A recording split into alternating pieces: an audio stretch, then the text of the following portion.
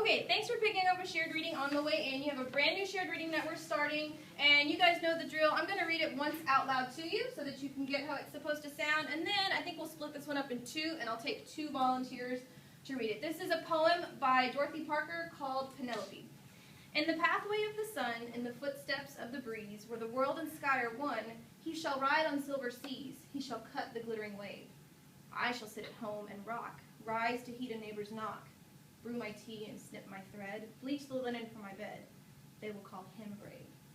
Can I get a reader for the first stanza? Okay, go ahead and take the first stanza, and then Barry, you can take the second stanza.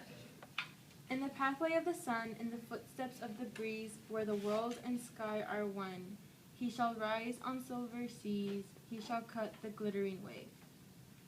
And I shall sit at home and rock, rise to heed a neighbor's knock, brew my tea and snip my thread, bleach the linen for my bed. They will call him brave. Nicely done. I like the way that you both made careful pauses at those commas. That was really nice. So on day 1, you guys know the drill. We look at comprehension level questions. So I just kind of want to take you through some things. We're going to draw some boxes around some of the verbs in the poem. What are verbs? What do verbs do? You'll just tell me. Show and action. Yeah, verbs are, most of the time, verbs are like action words. So let's look at line 4 and line 5. What actions do we see in line 4 and line 5? Ride. Okay, ride. So I'm going to put a circle around ride. And then what do we see in line 5? What is he doing?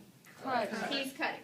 Okay, let's skip down to the second stanza, and we're going to change the mark that we're making. We're still looking at verbs, but now we're going to put boxes around it. I want you to put a box around the verbs that you see in line 6. What do we see? Sit. Okay, I like sit. What else? Rock. Go ahead. Let's see.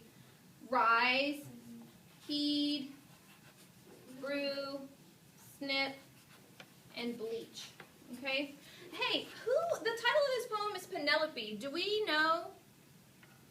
The title of the poem is Penelope. You guys cut it out. Do we know a character Penelope? Like, what is this from? Do you know? Yeah, this is from the Odyssey. So who would he be? Odysseus. Yeah, he would be Odysseus. And who is actually writing this poem? Whose voice do we hear? Penelope. Yeah, we hear Penelope's voice.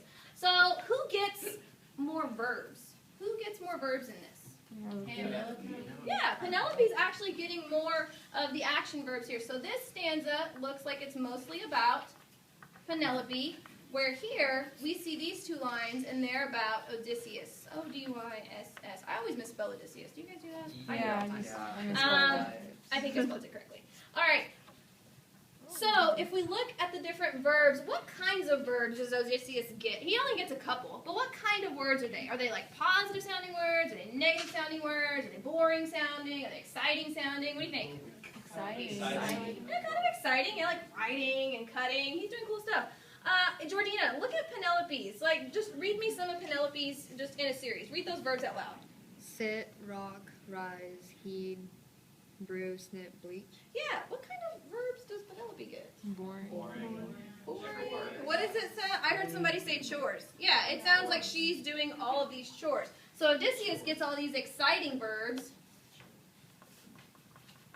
while Penelope gets verbs that sound a lot like chores, and it sounds a lot like work. And we can kind of tell by the number of verbs Odysseus gets versus the number of verbs that Penelope gets, who's doing a lot of work? Penelope's doing a lot of work. All right, I have a couple questions for you guys. You're going to flip your paper over, and you're going to answer these questions on day 1 using the notes that we just took. Okay, I'm going to read them out loud for you, and then I'm going to leave you on your own to work for just a minute. Number 1, what point of view is the poem told? What point of view is the poem told from? So, like, who is actually saying these things? Okay? Then I want to know, how is Odysseus' journey being described versus how Penelope's experience is being described?